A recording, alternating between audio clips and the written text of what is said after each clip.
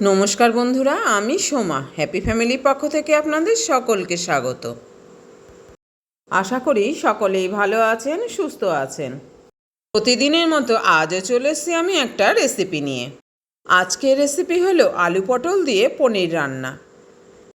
আর এই রেসিপিটা বন্ধুরা এতটা সুস্বাদু হয় খেতে যে ভাত, রুটি অথবা পরোটা সবগুলোর সাথে এটা খেতে কিন্তু দারুণ লাগবে। তো চলুন তাহলে রেসিপিটা দেখে নেওয়া যাক। এখানে আমি আমার প্রয়োজন মতো পনির নিয়ে নিয়েছি, তবে এতটা পনির লাগবে না। এখান থেকে এক টুকরো পনিরকে আমি রেখে দেবো। পনিরগুলোকে কেনার পরে আমি ভালো করে জল দিয়ে ধুয়ে নিয়েছি। এখন এটাকে ছোট ছোট টুকরো করে কেটে নেব। আর এখানে আমি আলু আর পটল কেটে নিয়েছি। এখানে আমি আলুগুলোকে ছোট ছোট হওয়ায় দু টুকরো করে কেটে নিয়েছি। আর পটলের গায়ে হালকা খোসা রেখে আমি একটু তেরচা করে কেটেছি। একটা পাকা টমেটো নিয়েছি, এটাকে আমি পেস্ট করে নেব। আর এখানে আমি পেঁয়াজ, আদা, রসুন আর কাঁচা লঙ্কা নিয়ে নিয়েছি, এগুলোকেও পেস্ট করে নিতে হবে। তবে এতগুলো পেঁয়াজ কিন্তু আমার একদিনের রান্নার জন্য নয়। এই যে বন্ধুরা, আমি কিন্তু পনিরগুলোকে ছোট ছোট টুকরো করে কেটে নিয়েছি, আর একটা টুকরো রেখে দিয়েছি আমি বিকালের টিফিনের জন্য। আর টমেটোটাকেও পেস্ট করে নিয়েছি। আর এই যে বন্ধুরা, পেঁয়াজ, আদা, রসুনের পেস্টটি আমার রেডি হয়ে গেছে। আর এটা কিন্তু আমার 4-5 দিনের রান্নার জন্য। আর এই মিক্সি জারে 1 চামচ সাদা জিরে, হাফ চামচ মৌরি আর একটা শুকনো লঙ্কাকেও পেস্ট করে নিয়েছি। তাহলে বন্ধুরা, রান্নাটা শুরু করার আগে অবশ্যই কিন্তু একটা লাইক দিয়ে ভিডিওটা ফুল ওয়াচ করবেন। আপনার থেকে পাওয়া একটা লাইকের জন্য কিন্তু বন্ধুরা আমি সবসময়ই অপেক্ষা করে থাকি। আর এই যে বন্ধুরা, কড়াইটা গরম হয়ে গিয়েছিল, আমি এতে দিয়ে দিলাম পরিমাণ মতো সর্ষের তেল। আর এই রান্নাটা কিন্তু বন্ধুরা সর্ষের তেলে করলেই ভালো লাগবে। আর তেলটাকে গরম করে নিয়ে আমি এর মধ্যে দিয়ে দিলাম লবণ আর হলুদ, আর সঙ্গে দিয়ে দিলাম একটা শুকনো লঙ্কা। এখন আমি পনিরগুলোকে ভেজে নেব। তাই লবণ আর হলুদ দিয়ে আমি একটু নেড়ে চেড়ে নিলাম। কড়াইয়ের তেলটাও এখন গরম হয়ে গেছে, এবার আমি পনিরগুলোকে দিয়ে দিলাম। এই পনিরগুলোকে আমি একটু লাল লাল করে ভেজে নেব। তবে এই রান্নায় আপনারা পনির যেইভাবে খেতে পছন্দ করবেন সেইভাবেই ভেজে নেবেন। আমার কাছে বন্ধুরা পনিরগুলো যদি একটু ভালো করে ভাজা হয় তবেই এটা খেতে ভালো লাগে। তবে এই পনির আমি যার কাছ থেকে রাখি খুবই টেস্টি পনির। পনির যদি ভালো হয় তবে যেভাবেই রান্না করা হোক না কেন সেটা কিন্তু খেতে খুবই ভালো লাগে। এখানে আমি পনিরগুলোকে একটু সময় নিয়ে উল্টে পাল্টে নেড়ে চেড়ে খুব ভালো করে ভেজে নিলাম। এই যে বন্ধুরা, পনিরগুলো কিন্তু আমার এখন ভাজা হয়ে গেছে। এগুলোকে আমি একটা অন্য পাত্রে তুলে নেব। এই যে পনিরগুলোকে কিন্তু আমি অন্য পাত্রে তুলে নিয়েছি।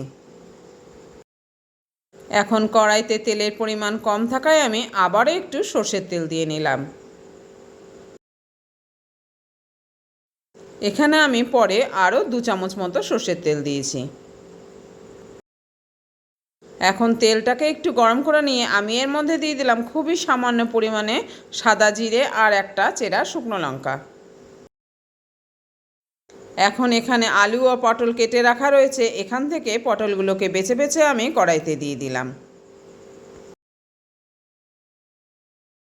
এই যে বন্ধুরা, পটলগুলোকে আমি এখন কড়াইতে দিয়ে দিয়েছি। আগে পটলগুলোকে ভেজে নেব। আর লক্ষ্য করেছেন বন্ধুরা, পটলের গায়ে কিন্তু আমি সামান্য পরিমাণে খোসাও রেখে দিয়েছি। এইভাবে একটু খোসা রেখে দিলে পটলগুলো কিন্তু ভাজার পর একদম নেতিয়ে যাবে না। এখন পটলগুলোকে আমি লবণ হলুদ ছাড়াই ভেজে নেব। আর তাড়াতাড়ি সিদ্ধ হওয়ার জন্য আমি একটা ঢাকা চাপা দিয়ে দিলাম। মাঝে মাঝে বেশ কয়েকবার ঢাকা খুলে কিন্তু আমি পটলগুলোকে উল্টে পাল্টে দিয়েছি। এখন পটলগুলো কিন্তু খুব ভালো করে ভাজা হয়ে গেছে। পটলের রেসিপিতে বন্ধুরা পটল যদি ঠিক করে ভাজা না হয় তাহলে কিন্তু সেই তরকারির টেস্ট ওঠে না। পটলগুলো তো এখন ভাজা হয়ে গেছে, এগুলোকে একটু সাইড করে নিয়ে আমি এর মধ্যে দিয়ে দিলাম কেটে রাখা আলুগুলো। আলু দিয়ে এবার আমি দিয়ে দিলাম পরিমাণ মতো লবণ আর হলুদ। আর পটলগুলো ভাজার সময় কিন্তু বন্ধুরা আমি লবণ ও হলুদ কোনোটাই দেইনি, তাই এবার পরিমাণ মতো লবণ আর হলুদ দিয়ে দিলাম। এখন সবগুলোকে একসাথে নেড়েচেড়ে এবার ভেজে নেব। আর এই ভাজার সময় আলুগুলো যাতে খুব তাড়াতাড়ি সিদ্ধ হয়ে যায়, এই জন্য আমি একটা ঢাকা চাপা দিয়ে দিলাম। মাঝে কিন্তু বেশ কয়েকবার ঢাকা খুলে আমি আলু আর পটলটাকে নেড়ে দিয়েছিলাম। এইভাবে বেশ কয়েকবার ঢাকা চাপা দিয়ে ও খুলে নিয়ে আমি আলুগুলোকে এখন ভেজে নিয়েছি। আমার রান্নার এই পর্যায়ে এসে আবারও সবাইকে একটু মনে করে দিচ্ছি বন্ধুরা, যে সকল বন্ধুরা এখনও একটা লাইক দিতে ভুলে গেছেন, অবশ্যই কিন্তু মনে করে একটা লাইক দিয়ে দেবেন। আর রেসিপির এই পর্যন্ত যে সকল বন্ধুরা এখনও রয়েছেন, অবশ্যই প্লিজ বন্ধুরা বাকি রান্নাটুকু কিন্তু সম্পূর্ণ করে যাবেন। এটাই আমার বিশেষ করে আপনাদের কাছে অনুরোধ।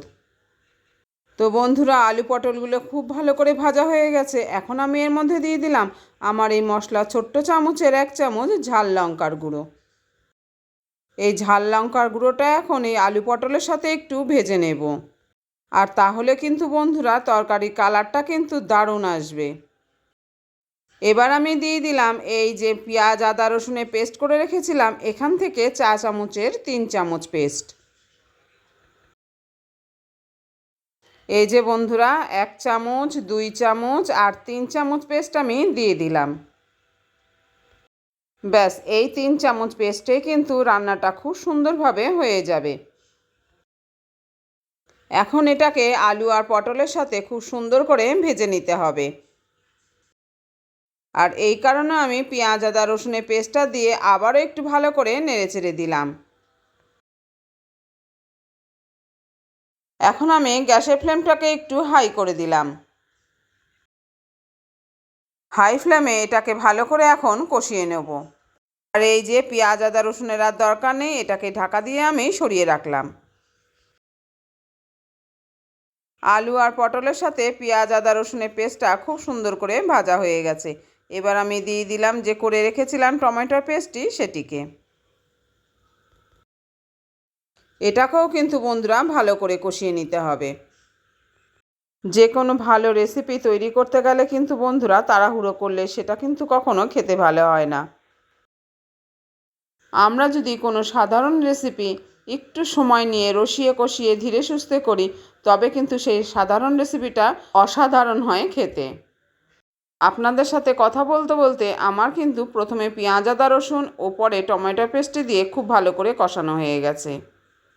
এবার আমি এর মধ্যে দিয়ে দেবো যে জিরে আর মৌরির পেস্ট করেছিলাম সেটা। এই যে বন্ধুরা এতে জিরে মৌরি আর একটা শুকনো লঙ্কা পেস্ট করা ছিল, এটাকে এখন আমি দিয়ে দিলাম। বাটা মশলাটা দিয়ে আবারও এটাকে কষিয়ে নিতে হবে। আর বন্ধুরা আজকে যদি আমার পরিবারের কোনো নতুন বন্ধু এসে থাকেন, তাহলে কিন্তু আমার অনুরোধ রইল আমার এই চ্যানেলটিকে সাবস্ক্রাইব করে আমার পাশে থাকার জন্য। আর আজকে আমার এই রেসিপিটা কীরকম লাগলো তার জন্য তো লাইক কমেন্ট শেয়ার তো করবেনই, আর তার সঙ্গেও আমার অনুরোধ রইল রেসিপিটি কিন্তু অবশ্যই বন্ধুরা বাড়িতে একবার হলেও বানিয়ে খেয়ে দেখবেন। তো এই মশলাগুলো এখন আমার পুরোপুরি কষানো হয়ে গেছে। এখন আমি মিক্সি জারটা দিয়ে সামান্য পরিমাণে জল দিয়ে দিলাম। এবার এই জলটাকেও বন্ধুরা কষিয়ে নিয়ে শুকিয়ে ফেলতে হবে। একটু নেড়েচেড়ে নেওয়ার পর কিন্তু বন্ধুরা এটা খুব ভালো করে কষানো হয়ে গেছে আর জলটাও শুকিয়ে গেছে। এখন আমি এর মধ্যে দিয়ে দেবো পরিমাণ মতো উষ্ণ গরম জল।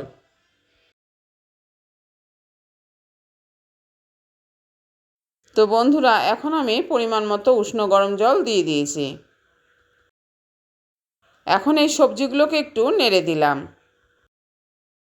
আমার এখানে জলের পরিমাণটা একটু কম হওয়ায় আমি আবারও একটু উষ্ণ গরম জল দিয়ে দিয়েছি।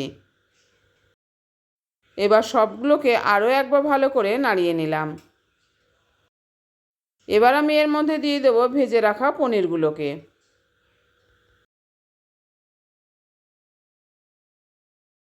বন্ধুরা আমি ভেজে রাখা পনিরগুলোকে এখন এর মধ্যে দিয়ে দিয়েছি।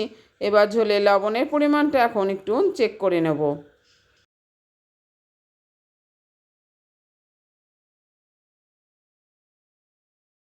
এবার আমি পরিমাণ মতো লবণ দিয়ে দিলাম। এবার এটাকে 10 থেকে 12 মিনিট খুব ভালো করে ফুটিয়ে নিতে হবে। আর এই জন্য আমি একটা ঢাকা চাপা দিয়ে দিলাম। ফিরে আসছি 10-12 মিনিট পর। এই যে বন্ধুরা, আমি 10 থেকে 12 মিনিট পরে সে ঢাকাটাকে এখন খুলে নিলাম। ঝোলের পরিমাণ একটু বেশি থাকায় আমি ঢাকা খুলেই হাই ফ্লেমে এটাকে আরও 2 মিনিট ভালো করে ফুটিয়ে নিলাম।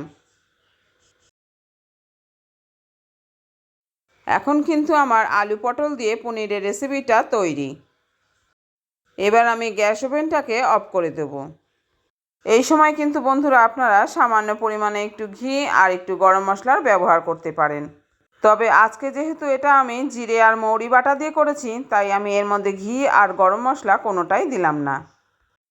এবার আমি গ্যাস ওভেনটাকে অফ করে দিয়েছি।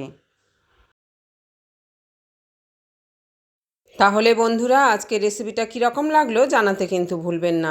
ভালো লেগে থাকলে লাইক, শেয়ার ও কমেন্ট করবেন। আর নতুন বন্ধু এসে থাকলে চ্যানেলটিকে সাবস্ক্রাইব করে অবশ্যই আমার পাশে থাকবেন। আর হ্যাঁ বন্ধুরা, সাবস্ক্রাইব করার সময় পাশে থাকা বেল বাটনের অল অপশানটা কিন্তু সিলেক্ট করে রাখবেন। তাহলে যখনই কোনো আমি নতুন ভিডিও আপলোড করব, সঙ্গে সঙ্গে তার নোটিফিকেশান আপনি পেয়ে যাবেন। আর আপনি আপনার সময় মতো সেটাকে দেখে নিতে পারবেন। তাহলে আজ এই পর্যন্ত বন্ধুরা, দেখা হচ্ছে পরের ভিডিওতে অন্য কোনো রেসিপি নিয়ে। আপনারা ভালো থাকবেন, সুস্থ থাকবেন আর এইভাবে আমার সঙ্গে থাকবেন। আর হ্যাঁ বন্ধুরা, যদি রেসিপিটা একটু হলেও পছন্দ হয়ে থাকে তাহলে কিন্তু অবশ্যই বাড়িতে বানিয়ে এটাকে খেয়ে দেখবেন। রেসিপিটা সম্পূর্ণ দেখার জন্য অসংখ্য ধন্যবাদ আপনাদের।